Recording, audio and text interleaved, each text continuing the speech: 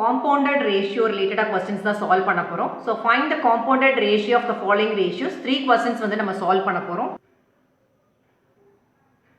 Compounded ratio related questions solve பண்ணா அது definition தெரிஞ்சிருக்கணும். The ratio of the product of antecedents of any number of ratios to the product of their consequence is called their compounded ratio.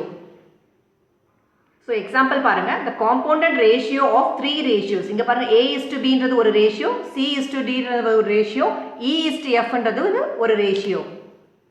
So இந்த ratiosல the first term are called antecedents. இங்க A ன்றது antecedent, C ன்றது antecedent, E ன்றது antecedent. Second term are called consequence. இங்க B, D, F இது எல்லாமே பாத்தீங்கன்னா consequence. So definition என்ன சொல்லிருக்காங்க பாருங்க, ratio of the product of antecedents. So antecedents இங்க என்னென்ன இருக்குன்னு பாருங்க, A, C, E இருக்கு. So A into C into E பண்ண போறீங்க. Of any number of ratios. இங்க 3 ratios கொடுத்திருக்கனால அந்த 3ல இருக்க antecedents மட்டும் இங்க product எடுத்திருக்கோம். So 4 or 2 அந்த மாதிரில கொடுக்கும்போது antecedents ஓட product மட்டும் நீங்க numeratorல பார்ட்ல போடுவீங்க.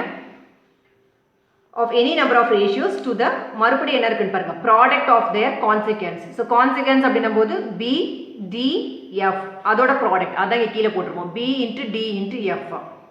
இதோட ratio தான் பார்த்தீங்கன்னா it is called compounded ratio. So compounded ratio na the ratio of the product of antecedents to the product of consequence simply.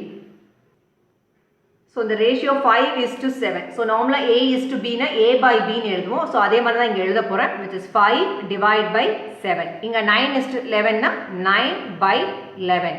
So இங்க 5 and 9 are called antecedents. In the 7 and 11 are called consequence. So according to the definition, product of antecedents அப்படின்னும்போது 5 into 9 எழுதியிருக்கும் by product of consequence அப்படின்னும்போது 7 into 11 எழுதியிருக்கும். So 9 into 5 பார்த்தீங்கன்னா which is 45 divided by 7 into 11 பார்த்தீங்கன்னா 77. So இதோட answer பார்த்தீங்கன்னா நம்ம ரேஷியோல எழுதினீங்கன்னா 45 is to 77. இதான் answer. So find the compounded ratio ன்னு கேட்டிருந்தாங்க. 5 is to 7 and 9 is to 11 பார்த்தீங்கன்னா which is 45 is to 77.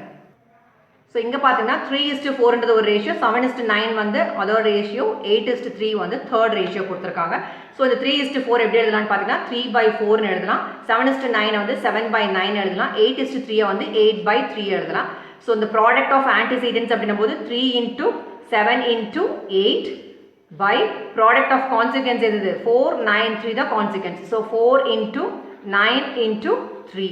So இதை நீங்க cancel out பண்ணலாம், simplify பண்றதுக்கு 3யும் 3யும் cancel out பண்ணிடலாம். அது மாதிரி 4 1 4 is 4, 2 4s are 8. So 7 into 2 பார்த்தீங்கன்னா which is 14 divided by 9. So ratio நீங்க எழுதும்போது equals 14 is to 9. So the compounded ratio of 3 is to 4, 7 is to 9 and 8 is to 3 பார்த்தீங்கன்னா 14 is to 9. Next question.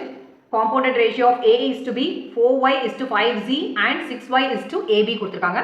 So இதை A by B னு எழுதலாம். இதை 4y by 5z னு எழுதலாம். இதை CY divided by AB னு எழுதலாம். So according to the definition, product of antecedents அப்படின்னும்போது A into 4y into CY divided by consequence ஓட product பார்த்தீங்கன்னா B into 5z into AB. So the AB னா A into B னு அர்த்தம்.